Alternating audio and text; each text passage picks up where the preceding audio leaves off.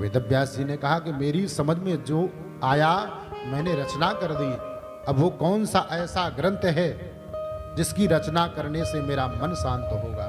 आज देवर्षि नारद ने अपने पिता ब्रह्मा जी के द्वारा दिए हुए उस 4 मंत्र को, जिसको हम आप चतुश्लोकी भागवत कहते हैं, उन 4 मंत्रों को प्राप्त किया था देवर्षि नारद ने ब्रह्मा जी के द्वारा। श्रीमन नारायण ने ब्रह्मा को प्रदान किया, ब्रह्मा जी ने देवर्षि नारद को प्रदान किया। वही 4 मंत्र आज वेदव्यास जी महाराज को कानों में ब्रह्मा जी ने की कृपा से देवर्षि नारद ने समर्पित कर दिया और कान में उन 4 मंत्रों को सुनाया और सुना करके उन्होंने निवेदन किया कि आप इसका विस्तार करें।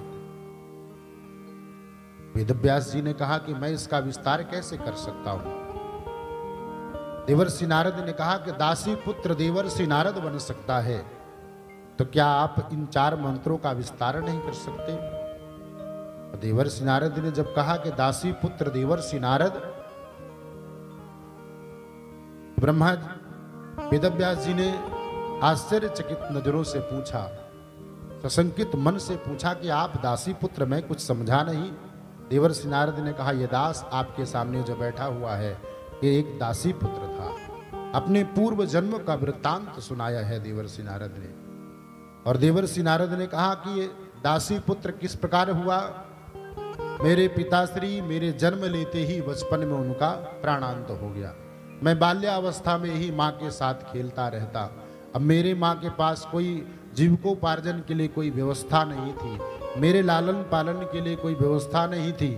तो मेरी माँ ने संतों के चरणों में जाकर के निवेदन किया कि आपकी कृपा हो, आपका आदेश हो तो आपके आश्रमों में रह करके और आपके यहाँ झाड़ू बहाड़ू करके, पोछा करके, भगवान की सेवा करके और आपकी रसोई की सेवा करके, बर्तन की सेवा करके, जो भी आपके द्वारा प्रसाद मिल जाए उसको अपने बच्चों को पवा करके और अपना पा करके जीवन यापन करूं।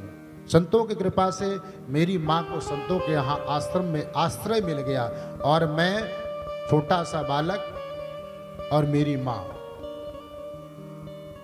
निवास करने लगे संतों के आश्रम में। और संतों के यहाँ संतों की टोलियां आती हैं और संत लोग आते हैं, भजन कीर्तन होते हैं, सत्संग होते हैं, भगवान का गुणानुवाद गाया जाता है।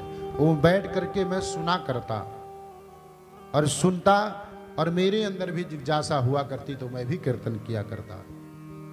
एक दिन समय ऐसा आया कि चातुर्मास्य का महीना, 4 महीना, देवसैनी एकादशी से लेकर के देव उठनी एकादशी तक चातुर्मास्य कहा जाता है।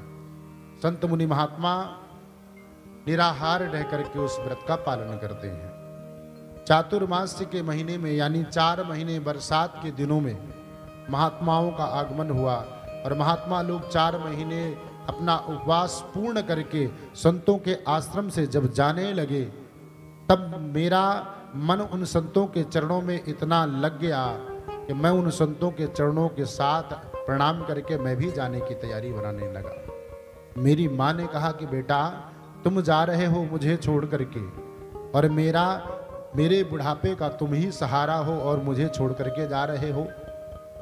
देवर्षि नारद ने कहा, मैं बाल्यावस्था में था, मुझे इस बात की समझ नहीं थी कि मुझे ऐसा नहीं कहना चाहिए था, ऐसा नहीं सोचना चाहिए था। जब मेरी माँ ने संतों के साथ जाने के लिए मना किया तो मैं मन में विचार करता हूँ कि हे विधाता, मेरी माँ न रहती इस संसार में तो मुझे कोई रोकने वाला तो नहीं रहता। आज देवर्षि नारद ने कहा कि मैं मन में ये कल्पना कर रहा था और वो संयोग ऐसा बना कि महात्मा चले तो गए और मेरी माँ मुझे जाने नहीं दी। तो मैंने ये मन में विचार किया। उस समय आया, चातुर्मास्य का महीना था, बरसात के महीने में मेरी माँ गौदोहन करने के लिए जा रही थी और मार्ग में सर्प ने मेरी माँ को डस लिया और सर्प के काटने से मेरी माँ की मृत्यु हो गई। जब मेरी माँ की मृत्यु हुई वेदव्यास जी, तो मेरे आंखों से 2 प्रकार के आंसू निकले। एक आंसू गर्म निकल रहे हैं और एक आंख से आंसू ठंडे निकल रहे हैं। वेदव्यास जी ने कहा, मैं ऐसा कुछ समझा नहीं। देवर्षि नारद ने कहा कि यद्यपि मैं सांसारिक पुत्र होने के नाते माँ के प्रति ऐसा नहीं सोचना चाहिए, इस बात की मन में पीड़ा थी और वो आंसू गर्म निकल रहे थे कष्ट से।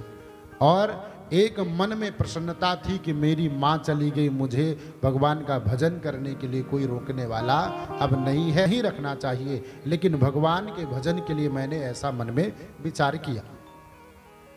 वेदव्यास जी को संपूर्ण अपने पूर्व जन्म का वृत्तांत सुनाया।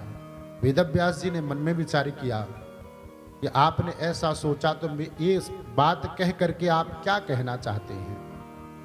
तो देवर्षि नारद ने कहा कि दासी पुत्र में मैंने भगवान का भजन करके, भगवत प्राप्ति करके, और आज आपके समक्ष मैं देवर्षि बन करके बैठा हूं, देवताओं का ऋषि बन करके बैठा हूं, समस्त त्रैलोक में भगवान का गुणानुवाद करता हूं, भगवान के नाम का गान करता हूं, और आप इन 4 मंत्रों के माध्यम से इसका विस्तार क्यों नहीं कर सकते? आपके अंदर वो सामर्थ्य है, वो क्षमता है। वेदव्यास जी को समझाया खूब नारद जी ने, और समझा करके आशीर्वाद प्रदान किया है, और वेदव्यास जी प्रणाम करके देवर्षि नारद को विदा किया है। और इसके पश्चात वेदव्यास जी महाराज ने उन 4 मंत्रों को 18,000 श्लोक में परिणित कर दिया, और वही श्रीमद् भागवत ग्रंथ 4 मंत्रों को विस्तार पूर्वक 18,000 श्लोक परिणित करके वेदव्यास जी ने पोथी को प्रणाम करके एक सुंदर मंदिर में सिंहासन में विराजमान कर दिया।